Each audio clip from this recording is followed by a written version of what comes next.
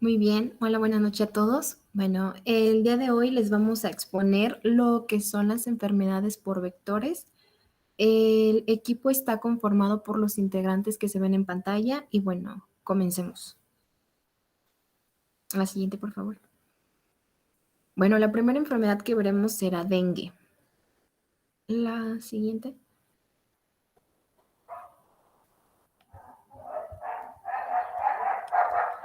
Bueno, ¿qué es el dengue? El dengue va a ser una enfermedad febril infecciosa de causa viral sistémica. ¿Qué quiere decir esto? Bueno, que va a afectar al cuerpo entero en lugar de una sola parte o un solo órgano. Es transmitida por un mosquito hembra del género Aedes aegypti. Es un mosquito que puede ser portador del virus del dengue, de la fiebre amarilla, así como de otras enfermedades, como el chikungunya o la fiebre de Zika y el virus de Mayaro. Se reconocen 4 fases de la enfermedad: la fase de incubación, que va de 3 a 10 días, la fase febril, que es de 2 a 7 días, la fase crítica, que es entre el tercer y séptimo día de inicio de la fiebre, y la fase de recuperación, que es entre el séptimo y décimo día. La sintomatología está relacionada con la respuesta inmunológica del huésped o portador de la infección, la comorbilidad, si es que presenta otro trastorno o parte de la enfermedad, y los factores de riesgo presentes, la exposición previa a la enfermedad y la virulencia de la cepa viral. La siguiente, por favor.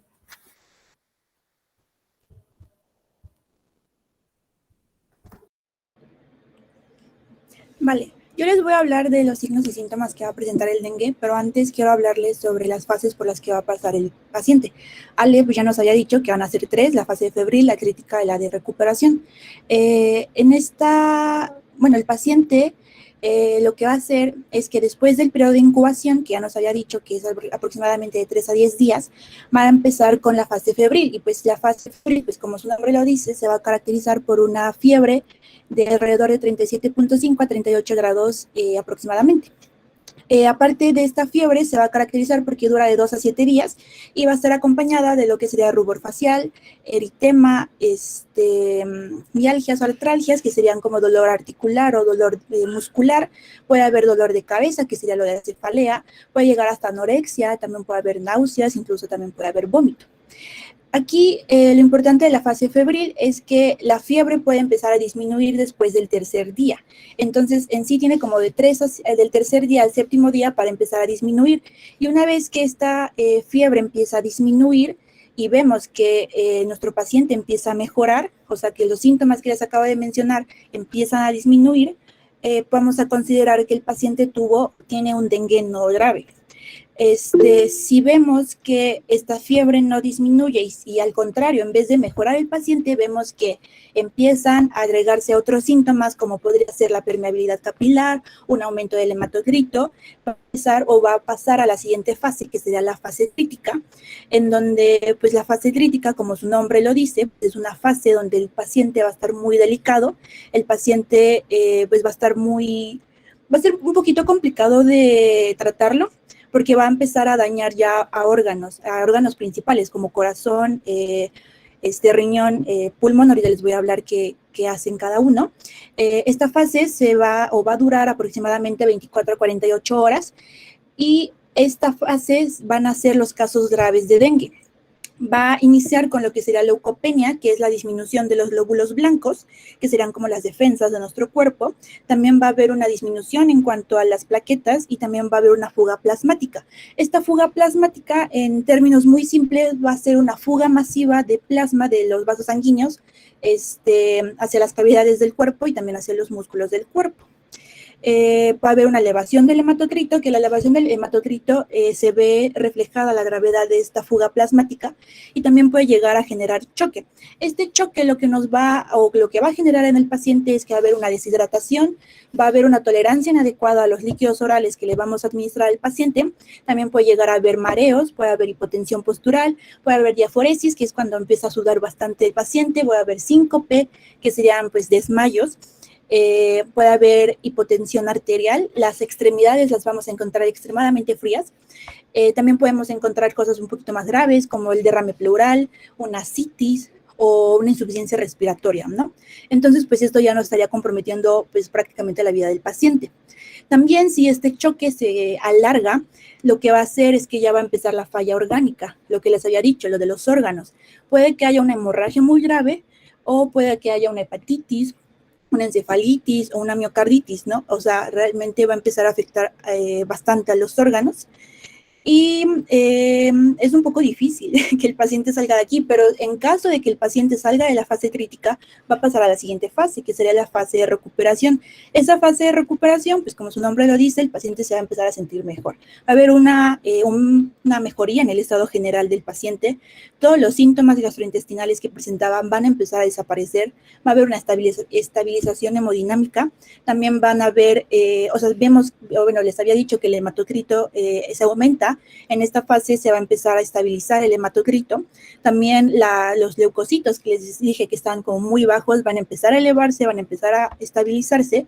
Esto en la forma, de forma temprana. Y las plaquetas también se van a estabilizar, pero esta de un poquito más después, de forma tardía.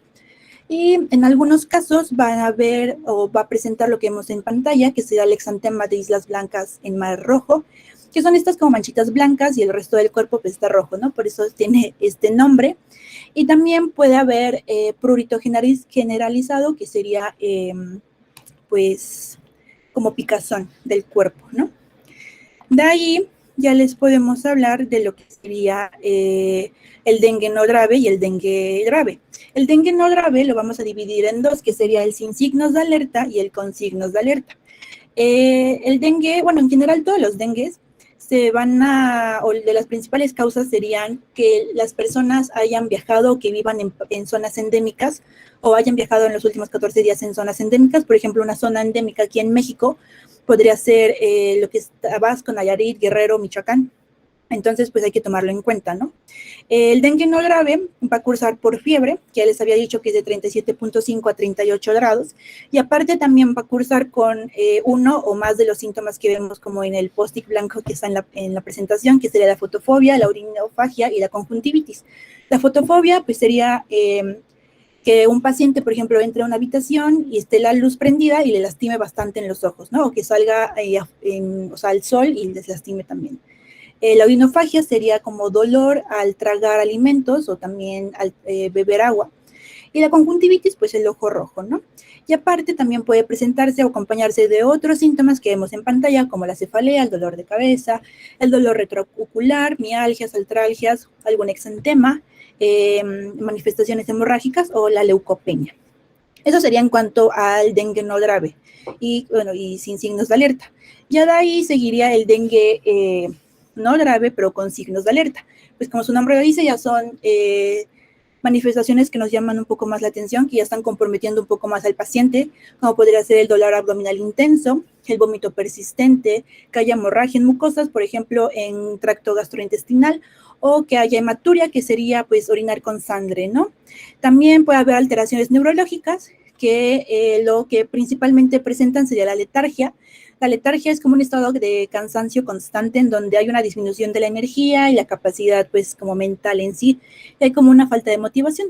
O también puede haber inquietud por parte del paciente.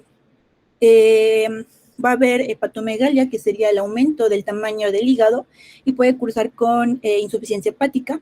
Va a haber una elevación del hematocrito y disminución de las plaquetas. Entonces, pues ya son nuevamente manifestaciones que ya nos llaman la atención y que ya están comprometiendo un poco más la vida de nuestro paciente. Y ya por último tendríamos el dengue grave, en donde el dengue grave lo vamos a dividir en tres grupos, ¿no? Las manifestaciones de fuga plasmática, las hemorragias graves y la afección orgánica grave. Aquí, con que presente uno de cualquier grupo, ya nos basta para clasificarlo aquí. Puede tener más, pero con uno nos basta. En las manifestaciones de fuga plasmática, lo que va a presentar es el síndrome de choque, que ya les había dicho, ¿no? El choque nos va a ocasionar la deshidratación, va a ocasionarle también al paciente el que las extremidades estén muy frías, que haya desmayos, etcétera. También puede haber taquicardia, puede haber manifestaciones cutáneas como algún exantema, puede presentar el paciente lo que sería el SIRA, que sería pues este síndrome de insuficiencia respiratoria aguda, puede llegar a haber un derrame pleural o también una ascitis. Y pues el hematocrito también puede elevarse. Este se va a ir elevando como de forma progresiva, o sea, va a ir como elevándose un poquito más y así. Eso es en cuanto al primer grupo. El segundo grupo de las hemorragias graves, pues no hay mucha ciencia, son hemorragias que son de difícil control, que ponen en riesgo la vida del paciente. Ya de ahí tendríamos lo de afección orgánica grave, que serían ya el daño a los órganos. Por ejemplo, puede dañarnos el hígado, puede haber una ictericia, o el paciente puede estar ictérico, que sería como este tinte amarillo que tienen en la piel. Puede haber una insuficiencia hepática aguda, puede haber una encefalopatía, o también puede afectarnos al tracto gastrointestinal, que tenga muchos vómitos, mucho dolor abdominal, pero pues de una intensidad bastante alta. También puede haber alteraciones del estado de alerta o manifestaciones neurológicas, lo de la letargia que ya les había dicho, y también, por ejemplo, la inquietud, puede haber coma o crisis convulsivas o puede llegar hasta generar una encefalitis. Y también nos puede dañar corazón, alguna cardiomiopatía, nos puede dañar riñón, una insuficiencia renal aguda, o sea, prácticamente cualquier órgano nos puede dañar, ¿no? Entonces, pues aquí lo importante sería como pues detectarlo a tiempo, ¿no? Saber que los síntomas, las manifestaciones que ya está presentando ya son muy graves, entonces para poder tratarlo bien y pues para poder también salvar la vida del paciente, ¿no? Entonces, pues aquí lo que quiero que se lleven es que los signos y síntomas del dengue van a depender, como ya había dicho Ale, también del estado inmune del paciente, pero pues también de la gravedad del dengue, porque pues van viendo, ¿no? O sea, unos son síntomas muy chiquitos, unos van como aumentando un poquito más y ya por último, pues ya son muy graves.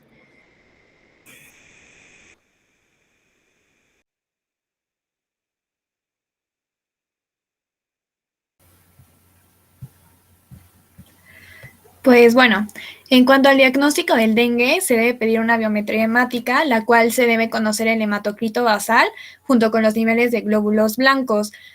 Acá vamos a encontrar leucopenia, es decir, que los leucocitos se van a encontrar disminuidos, los linfocitosis, que los linfocitos se van a encontrar elevados y el hematocrito y las plaquetas se van a encontrar normales. Este seguimiento clínico va a ser cada 24 horas. Y solo se hace la biometría en aquellos pacientes que presentan alguna comorbilidad, que estén embarazadas y que estén extremos de la vida. Y el resto va a ser hasta las 72 horas después de iniciar con los síntomas. Bueno, en la etapa aguda, que son los primeros 5 días, se pide un antígeno de proteína no estructural, que es un marcador de replicación viral, la cual ayuda al manejo del paciente y la implementación rápida y temprana de la vigilancia epidemiológica. Esta prueba se puede hacer por un método convencional o por pruebas rápidas de inmunocromatografía que nos dará el resultado a los 20 minutos. También hay una reacción de cadena de polimerasa con transcriptasa inversa, la cual nos va a detectar el genoma viral de los 4 serotipos y va a ayudar al diagnóstico epidemiológico en la etapa febril. Después, la segunda fase, que va a ser la crítica, que se va a presentar a las 72 horas. Igual, se debe de realizar una biometría hemática, pero completa. Vamos a encontrar leucocitos disminuidos a tal grado de convertirse en un factor predictivo de gravedad. El hematocrito va a estar elevado, que es indicativo de una fuga plasmática. Las plaquetas también se van a encontrar abajo y van a estar entre 10.000 y esto también nos va a indicar severidad. También pedimos tiempos de coagulación, las pruebas de función hepática en pacientes con datos de alarma. En el caso de las pruebas de función hepática, vamos a encontrar las transaminasas elevadas, específicamente la aminoalamino transferasa. La albumina se va a encontrar disminuida por la fuga plasmática y las bilirrubinas van a estar normales o un poco elevadas.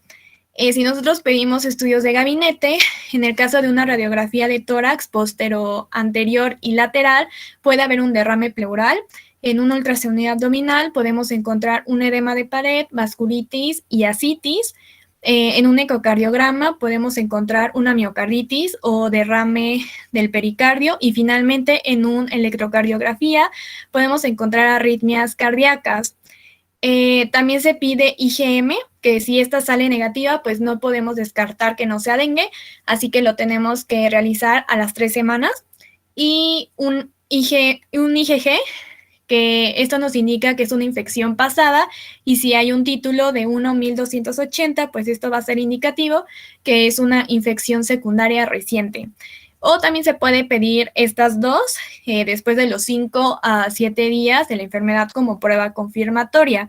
Finalmente vamos a tener a la fase de recuperación. Igual se va a pedir una biometría hemática donde vamos a encontrar el hematocrito, se va a comenzar a estabilizar, al igual que las plaquetas, y las funciones y la prueba de función hepática también se va a estabilizar.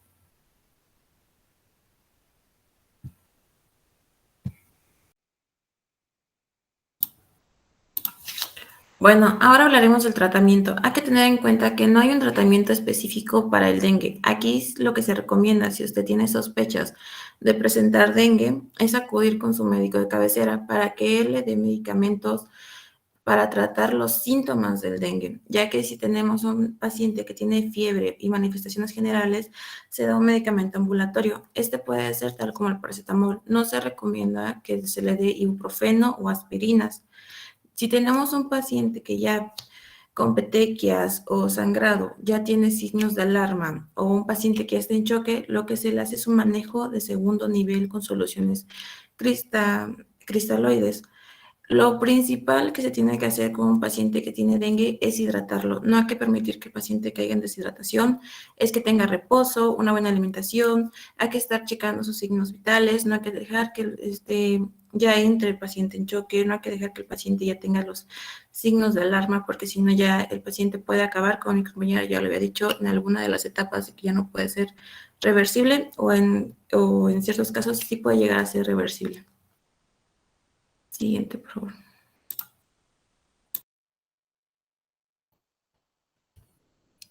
Bien, la siguiente enfermedad va a ser la chikungunya. Siguiente diapositiva, por favor.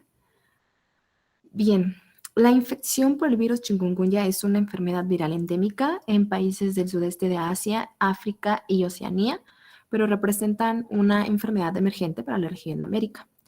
El virus chikungunya es un virus ARN monocatenario que va a pertenecer al género alfavirus de la familia Togaviridae. Produce una enfermedad febril aguda que se transmite al hombre por la picadura de un mosquito del género Aedes. Las especies son Aegypti y Albopictus, las mismas especies involucradas en la transmisión del virus del dengue.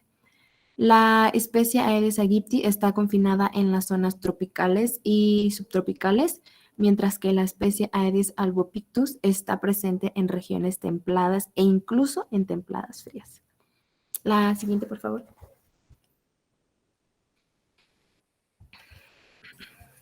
Vale, los signos y síntomas principales de la enfermedad por chikungunya es la fiebre por arriba de los 39 grados, acompañada del dolor articular, dolor de cabeza y conjuntivitis, que ya habíamos dicho que es un ojo rojo. Esta sintomatología se puede dividir en agudo, subagudo o crónico. El agudo siendo entre los 7 y 10 días, y se presenta con fiebre, y esto luego le sigue el rash o el sarpullido, y después va el dolor articular, que puede durar semanas o meses.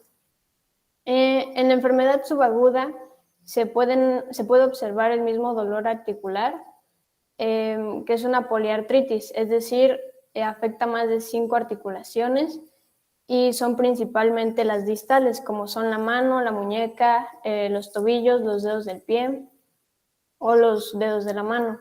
También se puede presentar un síndrome de Raynaud, que es la foto que podemos observar en la parte inferior. Y esta es cuando los vasos de los dedos de la mano tienen un espasmo pues en respuesta al frío o al estrés, o en este caso a una enfermedad conjunta. Y el crónico se da de más de 3 meses a 1 año, o puede ser más de 1 año, y lo que principalmente sigue afectado son las articulaciones, y esto se resuelve pues con el paso del tiempo. La siguiente, por favor.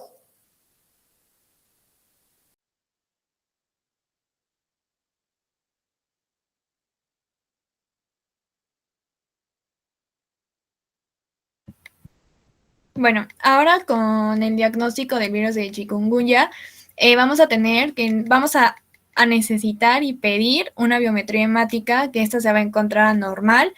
Es decir, que vamos a encontrar una ligera disminución en las plaquetas, una disminución de leucocitos y la prueba de función hepática se va a encontrar elevada. Vamos a encontrar la velocidad de sedimentación globular, como la proteína C reactiva se va a encontrar elevada y, por ejemplo, en niños, en la prueba de función hepática la vamos a encontrar elevadas. Tenemos trombocitopenia, es decir, que las plaquetas se van a encontrar disminuidas, linfopenia, es decir, los linfocitos están disminuidos y la disminución de los niveles de protrombina. Y pues fundamentalmente su diagnóstico pues es clínico.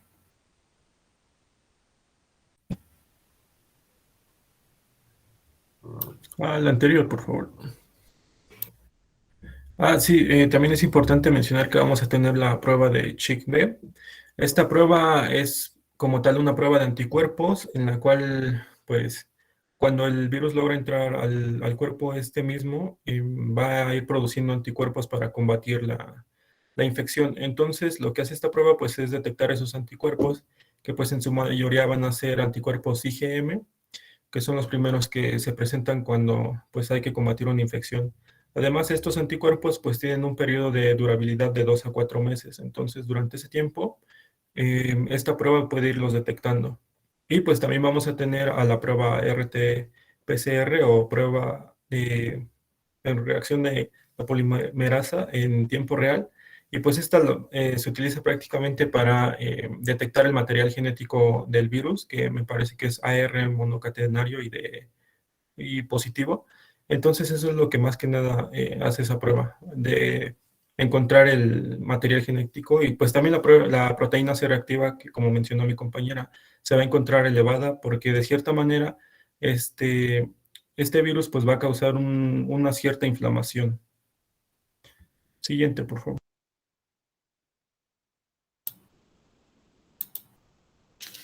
Bueno, ahora en tratamiento también en este no existe ningún antibiótico específico para tratar la fiebre de chikungunya. El manejo clínico se centra principalmente en aliviar los síntomas. En estos puede ser el dolor articular, se le puede dar antipiréticos o analgésicos adecuados, así como también administrar líquidos y se recomienda reposo en cama, dieta normal, líquidos abundantes y antipiréticos. Si se presenta la fiebre, en adultos se recomienda paracetamol de 500 miligramos cada 6 horas y en niños se recomienda paracetamol de 10 a 15 miligramos por kilogramo dosis de 6 horas. Esto es en niños menores de 5 años. Si se presenta alguna erupción cutánea, lo que se recomienda son las lociones de base de zinc, también lociones que refresquen y humecten como los antihistamínicos. Igual se recomienda al paciente que esté hidratado y no dejar que sus signos bajen o suban.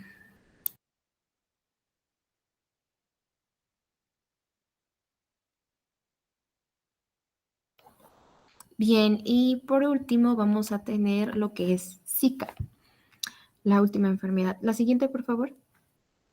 Bien, el virus Zika se va a transmitir a través de la picadura de un mosquito infectado del género Aedes. Es el mismo que puede transmitir el dengue, la fiebre chikungunya, la fiebre amarilla, como ya se las había comentado anteriormente. El virus Zika va a pertenecer a la familia Flaviridae, género Flavivirus. Es una enfermedad que produce un cuadro parecido a los de la gripe, pero más fuerte. Va a estar acompañado de erupciones en la piel, una elevación de la temperatura corporal, dolor en las articulaciones y en los músculos. Siguiente, por favor. Esta enfermedad, como ya lo mencionó mi compañera, va a afectar a los músculos y a las articulaciones al ocasionar dolor. Va a tener una fiebre mayor a 37.2, pero menor a la de la chikungunya. Igual vamos a observar que van a haber ojos rojos, dolor de cabeza y un sarpullido que puede causar comezón. De igual manera, cabe mencionar que el 75% de personas que lo padecen pueden presentar un cuadro asintomático. Y la enfermedad es más grave para mujeres embarazadas si las llegan a picar los mosquitos en los primeros 3 meses de embarazo, ya que el feto puede nacer con una malformación que es la microcefalia. Como podemos observar en la foto, es básicamente no se desarrolla bien el cerebro y el cráneo, entonces esto también puede ocasionar defectos congénitos a la larga. Siguiente, por favor.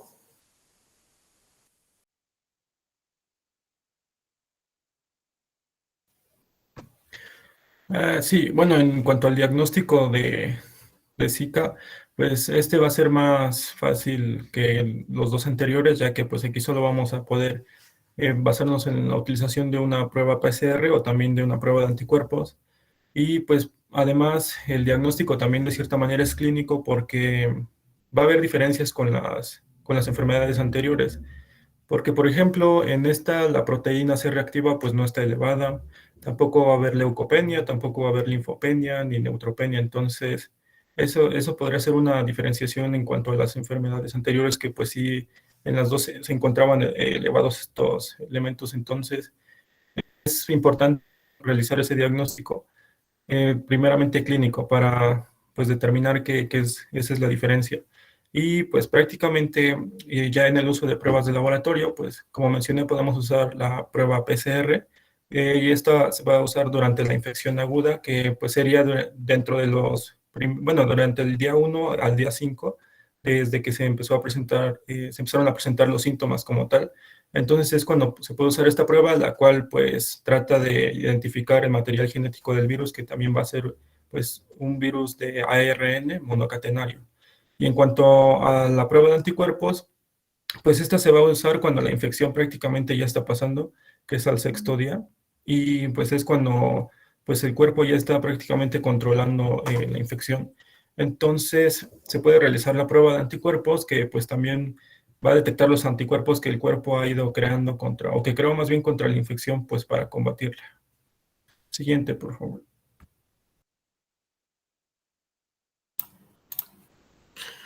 Bueno, en tratamiento no hay ni un medicamento ni una vacuna específica para el virus de Zika. Aquí lo que se hace también es tratar los síntomas, se recomienda que el paciente descanse, que tome líquidos para evitar la deshidratación, que tome medicamentos como acetaminofén para disminuir lo que es la fiebre y el dolor.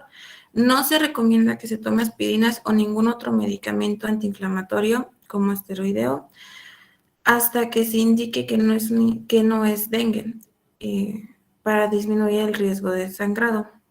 Y si se están tomando medicamento para otra infección, se recomienda que se hable con el doctor para ver si se suspende esa medicación o se le da otra medicación.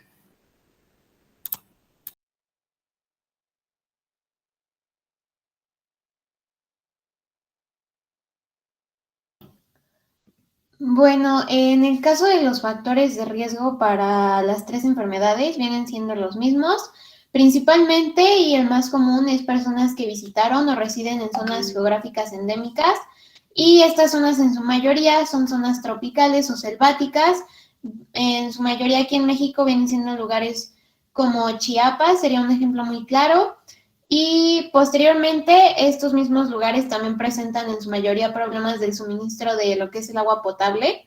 Entonces es por ello que también se generan más criaderos de los mismos vectores que vienen siendo los mosquitos. En un caso específico que es el Zika, el tener relaciones sexuales sin protección ha demostrado que también se puede contraer el virus, por lo cual es recomendable el uso de métodos de barrera principalmente.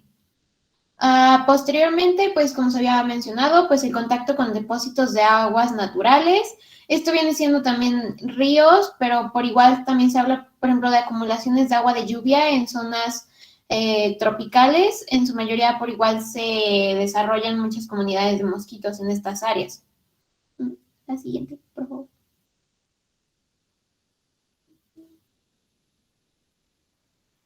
Bueno, la falta de recolección de basura y desechos, En este caso, por igual, por ejemplo, los lugares donde se queman llantas o basura también generan un medio pues que permite el desarrollo de los mosquitos en su mayoría. Por ello se recomienda que la basura no esté cercana a zonas residenciales o zonas donde las personas conviven y por ello hay que pues deshacerse de los desechos de manera limpia y con tal de que no estén cercanos a lo que vienen siendo los hogares. Los acúmulos de agua abierta, incluso lo que vienen siendo, por ejemplo, cuando la gente deja cubetas afuera y deja que se llenen de agua, eso también puede ser un factor de riesgo, permitiendo igual el desarrollo del mosquito y por ello se recomienda jamás dejar agua acumulada. Y bueno, la desinformación sobre la prevención de enfermedades sobre vectores es uno de los casos más graves, ya que usualmente las enfermedades por vectores se desarrollan en comunidades marginadas en su mayoría y las personas no toman precauciones sobre estos, ya venga siendo el uso de cierta ropa o incluso el uso de mosquiteros, pues por ello es muy importante que la gente se le informe para poder estar prevenido ante la situación y saber qué hacer en caso de tener sospechas de padecer algún tipo de enfermedad transmitida por vectores. Y finalmente, las infecciones previas por otros serotipos del virus. Esto principalmente ocurre en lo que viene siendo el dengue. El haber tenido un serotipo anteriormente que venga siendo del virus del dengue puede provocar que al tener una segunda infección por este virus, pues haya un tipo de reacción cruzada que pueda desencadenar un dengue hemorrágico, lo cual puede llegar a ser muy grave para el paciente.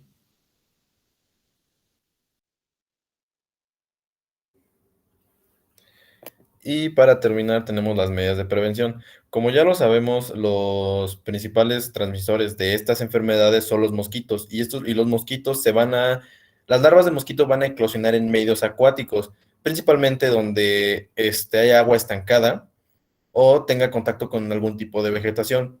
Entonces, ¿qué hay que hacer? Evitar estos estancamientos. Principalmente cambiar el agua de floreros, vaciar el agua de las llantas, tapar tinacos, los desagües, lavarlos cada cierto tiempo, principalmente cada semana o cada que llueva. Pero, ¿qué pasa cuando ya existe la presencia de mosquitos? En este caso, lo más recomendable es usar repelentes y pabellones para las camas para, pues, de esta manera, ahuyentar la mayor cantidad de mosquitos. Colocar mosquiteros en ventanas y puertas cuando sea tiempo de lluvias y utilizar camisas de manga larga si es que se vive en zonas endémicas, zonas con demasiada humedad. Siguiente, por favor.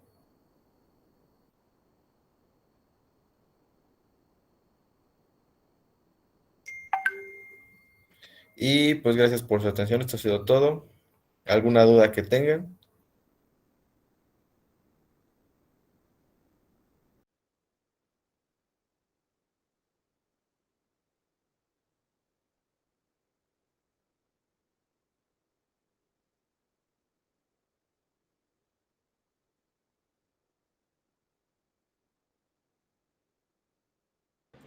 Vale, si no hay dudas, pues eso sería todo por nuestra parte. Muchas gracias por acompañarnos el día de hoy. Ya se pueden retirar. Muchas gracias.